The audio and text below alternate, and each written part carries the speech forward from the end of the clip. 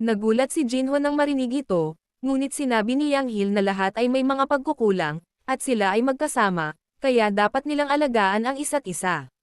Sinabi ni Yang Hil na si Jinho ang nagturo sa kanya, kaya pinasalamatan niya si Jinho sa pagliligtas sa kanyang buhay at humingi ng tawad sa kanya. Pagkalipas ng ilang araw, ika-4 na linggo ng pagsasanay, at sa isang gabi ng Marso, pagod na pagod si Yang Hil. Biglang tinanong ng instructor ang binata kung ayos lang siya, at sinabing malaya siyang sumuko anumang oras, kaya hindi niya dapat pilitin ang kanyang sarili ng labis. Ngunit sinabi ni Yang Hil na magagawa niya ito. Sa tingin ng instructor ay nagkaroon ng maraming problema ang grupong ito ng mga trainees, ngunit hindi nila basta-basta mapipilit na gawin ang natitirang bahagi ng pagsasanay ng mahigpit. Ang pagtataka ng instructor, paano nila inaasahan na ang mga trainees ay gagawa ng 20 km full-loaded march. Samantala, biglang gumaan ang pakiramdam ni Yang Hil, ngunit hindi niya alam. Nilagay kasi ni Jinho ang kamay niya sa ilalim nito. Pagkaraan ng ilang sandali, nakakakuha sila ng 10 minutong pahinga, at sinabihan sila ng instructor na huwag masyadong comfortable, dahil hindi magiging madali ang pagpapaandar ng kanilang mga makina. Samantala, lumabas si Yang Hil sa tubig, kaya inalok siya ni Jinho ng kanyang tubig, kung saan pinasalamatan siya ni Yang Hil. Nang tanungin ni Yang Hil kung hindi ito kailangan ni Jinho, sinagot ni Jinho na ayos lang siya at hindi pa siya 30. Tinanong ni Yang Hil kung tao ba talaga si Jinho at mamulong na baliw ang lugar na ito. Kaya binibigay niya. Ngunit tinanong ni Jinho kung ganoon nga sinabi ni Yang Hil kay Jinho na kapag sinabi ng isang lalaki na sumusuko na siya, dapat sabihin ni Jinho na kaya niya ito, o dapat nilang gawin ito ng magkasama. Gayunpaman, sinabi ni Jinho na sumuko, kung ayaw gawin ni Hilyang, ay isa ring sagot, ngunit sinabi ni Hilyang na hindi siya makapaniwala. Biglang natapos ang break at bumangon si Hilyang, ngunit sinabi ni Jinho na sa tingin niya ay sumusuko na siya. Sinabi ni Hilyang na siya pa rin ang big bro ng squad, at kung gusto niyang panindigan iyon, hindi siya madaling sumuko. Nakangiting sabi ni Jinho, at least malaki ang mukha ni Hilyang. Bro material, kaya ayos lang, at sinabihan si Hilyang na umalis na sila. Pero laking gulat ni Hilyang na nagbiro si Jinho. Pagkaraan ng ilang sandali, sumikat ang araw at sumigaw si Hilyang na natapos na niya ang marcha, ngunit pinagalitan siya ng trainee na hinaan ang kanyang boses.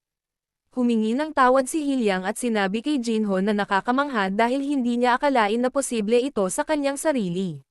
Sinabi ni Hilyang na kaya niya ito dahil may katabi, at totoo raw na hindi ginawang mag-isa ang tao. Sinabi ni Hilyang na nami-miss niya ang kanyang lola at kapatid, at dahil dito ay naalala ni Jinho ang mga araw na nawala ang kanyang pamilya at nag-iisa. Naalala ni Jinho na naisip niyang kaya niyang mamuhay ng mag-isa sa kabila ng katotohanan na ang mga tao ay hindi dapat mamuhay ng mag-isa. Naaalala ni Jinho ang kanyang pamilya, mga kaibigan at mga kasama, at salamat, dahil natutunan niya ang isang aral mula sa kanya na ang tao ay hindi ginawa upang mamuhay ng mag-isa. Pagkaraan ng ilang sandali, tinawag si Jinho sa silid ng commander ng batalyon, at laking gulat niya nang makita si Chairman Huang doon. Tinanong ni Jinho kung ano ang ginagawa ng chairman doon, ngunit tinanong ni Huang kung ano ang ibig niyang sabihin doon. Sinabi ni Huang na isang buwan na ang nakalipas, at tinanong kung nakalimutan ni Jinho ang tungkol sa pagliligtas sa kanyang buhay, na hindi sinagot ni Jinho dahil nahihiya siya. Sinimulan ni Jinho na pagalingin ang chairman, ngunit sinabi ni Huang na nabigla siya na talagang nakalimutan ni Jinho, at nagtanong kung ganoon lang ba siya kahalaga sa kanya bilang tao. Humingi ng paumanhin si Jinho, ngunit tinanong niya kung pinahihintulutan ang chairman na pumunta dito, na sinagot ni Huang na sinabi niya sa mga opisyal na narito siya upang magbigay ng donasyon habang pumupunta siya upang makipagkita sa kanyang apo. Gayunpaman, tinanong ni Jinho kung hindi ito panunuhol, at sumagot si Huang na kung mapupunta ito sa mga general, ito ay magiging panunuhol, ngunit kung mapupunta ito sa mga tropa, ito ay magiging isang donasyon. Sinabi ni Huang na babantayan niyang mabuti kung saan napupunta ang kanyang pera at isusuot ang kanyang kamiseta pagkatapos gumaling. Sabi ni Huang, si Jinho ay medyo matigas ang ulo, dahil hindi lang siya nagdesisyong sumama sa militar ng biglaan, ngunit tinanggihan din niya ang kanyang mga alok na makuha siya sa mas mabuting kalagayan. Nang tanungin ni Huang kung bakit labis na nahuhumaling si Jinho sa militar, Sumagot si Jinho na hindi siya kailanman nahuhumaling at sinabing naisip na lang niya na kailangan niyang mamuhay ng normal mula ngayon, kaya gusto niyang alisin ito. Ang chairman, si Huang ay nagtanong kung si Jinho ay nahuhumaling sa pagiging normal at hindi sa militar. Sagot ni Jinho na tama siya. Sabi ni Huang, kung iyon ang gusto ni Jinho, uulitin niya ito at batiin si Jinho sa pagtatapos ng kanyang basic training. Kaya nagpasalamat si Jinho sa kanya. Pagkalipas ng ilang araw, nang umalis sila sa training center, sinabi ng kaibigan ng batang G na mamimiss niya siya, at sinabihan siya ni Yang Hil na tawagan siya sa kanyang break. Sabay-sabay, nagtanong ang isang trainee kung sigurado si Yang Hil na okay siya, ngunit tinanong ni Yang Hil kung ano ang ibig niyang sabihin, na sinagot ng trainee na ang binata ay pupunta sa parehong unit ni Jinho, at hindi magiging madali ang patuloy na paghahambing kay Jinho. Tinanong ni Yang Hil kung ano ang pinag-uusapan ng lalaking iyon, at tinanong kung paano siya hindi kasing galing ni Jinho. Bigla nilang hiniling kay Jinho na ibigay sa kanila ang kanilang numero para magkasama silang magkita sa kanilang 100 araw na pahinga, na sinagot ni Jinho na ibibigay niya ito sa kanila at sinabing magkikita sila. Pagkatapos noon, kapag nakikita na sila ng iba, emosyonal na sumisigaw si Yang Hil sa malakas na boses sa iba para tawagan siya kapag nakaalis na sila, at sinabing pakikitunguhan niya sila ng maayos. Sinabi ni Hilyang na mukhang na-attach siya sa mga taong iyon, at sinabihan si Jinho na huwag mag-alala tungkol sa anumang bagay at sundin lamang siya. Sinabi ni Hilyang kay Jinho na magpasalamat na sila ay nasa iisang unit, ngunit sinabi ni Jinho na narinig niya na ang pagiging nasa iisang batalyon ay hindi nangangahulugang magkakasama sila. Sa kabilang banda, nakilala ni Park si Sian at tinanong kung kumusta siya, na sinagot niya na siya ay maayos, at iniisip niya ang tungkol sa pag-aaral para sa TOEIC. Nang sabihin ni Park na mukhang maayos na siya, tinanong ni Sun kung gusto niya na hindi rin siya maging maayos dahil kay Jinho, sinabi agad ni Park na hindi ang kaso, at na siya ay nag-aalala. Ngunit sinabi ni Sian na nagbibiro siya, at tinanong kung paano pumasok si Jinho. Sagot ni Park na kalmado si Jinho. Kaya sinabi agad ni Sun, kasi parang Jinho yon. Sinabi ni Sian kay Park na hanggang kamakailan lang, talagang kinasusuklaman niya si Jinho sa pagiging dense nito, at umiyak pa siya ng mag-isa. Ngunit pagkatapos ay naisip niya ito, at ito ay nagpaisip sa kanya tungkol sa isang bagay. Sinabi ni Sian na si Jinho ay palaging nawawala sa pag-iisip habang nakatitig sa langit, at sa tuwing nakikita niya ito, ginagawa iyon ni Jinho. Sinabi ni Sian na nang maalala niya na sa wakas ay naunawaan niya na marahil ay wala siya sa isang sitwasyon upang mag-isip tungkol sa ibang bagay, at marahil ay nagkakilala lang sila sa maling oras. Biglang nagtanong si Park kung ang pag-ibig ay nangyayari sa tamang panahon. Sumagot si Sian na tama ito at tungkol sa timing ang lahat. At bukod pa rito, ito ay isang kasabihan na ang unang pag-ibig ay laging nabigo.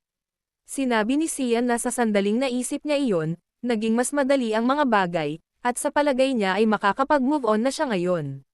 Masaya si Park para sa kanya at sinabihan siyang maging masaya na lang at pagsisisihan ni Jinho na namiss niya siya. Sa kabilang banda, pumunta sina Jinho at Hilyang sa kanilang nakatalagang unit, kung saan sinabi ni Kapitan Jinom na mukhang may mga malalaking lalaki sila. Sinabi ni Jinom na siya ang commander ng baterya ng lugar na ito, at sinabi sa kanila na tiyaking sisigat sila ng malakas at malinaw kapag bago pa lang sila, dahil ganyan sila kumita ng mga puntos sa kanilang platen. Sinabihan sila ni Jinom na siguraduhin na sila ay umangkop bilang mga sundalo ng kanilang unit, kung saan sila ay malakas na sumagot, "Oo, Ginoo." Samantala, dalawang pinuno ng squad ang dumating doon, at sinabi ni Jinhong sa kanila na dalhin ang bawat isa mula kina Jinho at Hilyang sa barracks. Napagtanto ni Jinho na dito sila naghiwa-hiwalay, at si Hilyang, habang umaalis kasama ang kanyang pinuno ng pangkat, ay nagsabing makikita niya si Jinho sa lalong madaling panahon. Pinuno ng pangkat ng Jinho, tinanong ni Cho Wanggo si Jinho ng kanyang pangalan, na sinagot niya na sinabi sa kanya ni Yang Jinho at Cho Wanggo ang kanyang pangalan. Sinabi ni Cho Wonjo na siya ang ikatlong pinuno ng squad at si Jinho ay naging NFG ng Charlie na baterya. Tinapik ni 3rd Squad Wanggo ang ulo ni Jinho at sinabing, tila si Jinho ang mananatili sa pinakabagong lalaki habang naririto siya. Kaya't sinabihan niya si Jinho na huwag mag-atubiling magtanong ng kahit ano na sinagot ni Jinho, "Oo, sir." Biglang dinala ni Wanggo si Jinho sa kwarto ng kanyang squad, at lahat ng nandoon ay nagsabi, sa wakas, may dumating na newbie. Agad nilang binomba si Jinho ng mga tanong at tinanong kung may girlfriend ba siya o kapatid na babae, na sinagot naman ni Jinho, wala siyang girlfriend, ngunit mayroon siyang nakababatang kapatid na babae. Kapag tinanong nila kung mainit ba siya, sinabihan sila ni Wanggo na umatras at binabati si Tiho sa pagiging pinakabagong batang lalaki. Sinabihan ni Wanggo si Tiho na tulungan si Jinho na maglinis at magpalit, ngunit inilagay ni Yakso ang kanyang braso sa leeg ni Tiho at tinanong ang pinuno ng squad kung paano magtuturo si Tiho ng anuman kapag wala siyang alam. Sinabi ni Yakso na ang ibig niyang sabihin ay ginagawa ni Taho ang kanyang makakaya, ngunit hindi talaga siya magaling sa anumang bagay. Nang tanungin ni Wanggo kung gusto ni Yakso na gawin ito. Sa halip, sumagot si Yakso na malapit na siyang maging isang corporal at lampas na siya sa punto ng pag-aalaga sa mga bagong lalaki. Nakaramdam ng hinanakit si Jinho at sinabihan ni Wanggo si Yakso na tumahimik kung ayaw niyang gawin ito. Tinanggap ni Yakso si Jinho sa squad na may nakakatakot na ngiti. Pribadong unang klase. Pagkatapos lamang ng 2 linggo ng pagiging pinakabago, si Chun Yakso ay naging pangatlo sa ranggo sa squad. Ito ang itinuturing na swerte ng karamihan. At si Chun Yakso, na isang atleta bago mag-enlist at nanirahan na sa isang sistema ng hierarchy, ay may isang libangan na Hezeng. Ang mga pag-aari niya, kay Yakso, ang mga lalaki sa ibaba niya ay naglalaro ng mga bagay-bagay. Kaya pagkaraan ng ilang sandali, sinabi ni Yakso na sinabihan niya si Jinho na tandaan ang lahat ng impormasyong kailangan niya sa duty ngayon, sumagot si Jinho na naalala na niya ang lahat. Ngunit tinanong ni Yakso kung si Tiho ang namamahala sa pagtuturo sa kanya na sinagot ni Tiho na siya ay tama. Sabi ni Yakso, sa tuwing nagkakamali si Jinho. Akuhin ni Tiho ang responsibilidad bilang guro, ngunit kinakabahan si Tiho. Alam ni Yakso na tumatagal ng 2 linggo para maalala ng iba ang lahat ng bagay, kaya sigurado siyang naalala ito ni Jinho sa isang araw. Sa tingin ni Yakso ay nakikita na niya si Jinho na nauutol at nakakakuha ng mga maling sagot. Kaya tinanong niya si Jinho kung ano ang tawag nila sa 57th Regiment. Sa tingin ni Yakso ay magsisimula na ang saya, ngunit ng airplane ni Jinho na ito ay 2,369 units, nagulat ang lahat. Nagtanong ulit si Yakso, at si Jinho naman, nakasagot.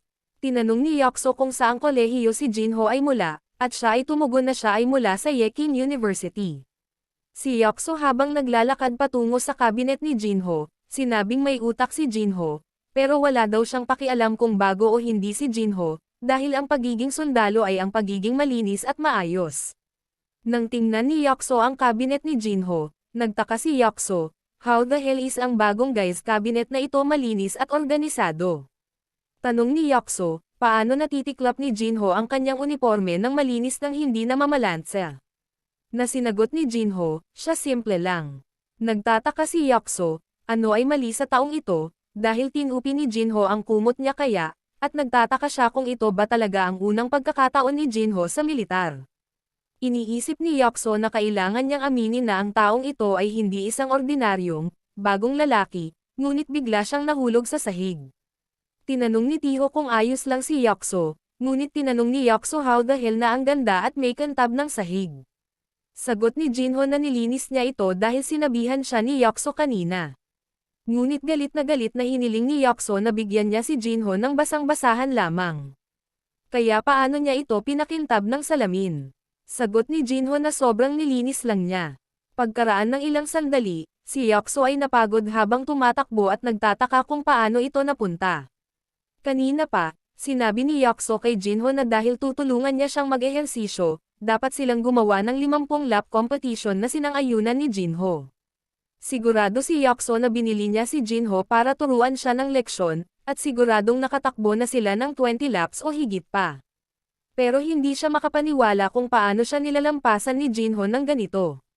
Pagod na pagod si Yakso dahil 6 na kilometro ang 20 laps, at bigla siyang tinawid ni Jinho, iniisip, ang sarap sa pakiramdam na mag-ehersisyo ng ganito.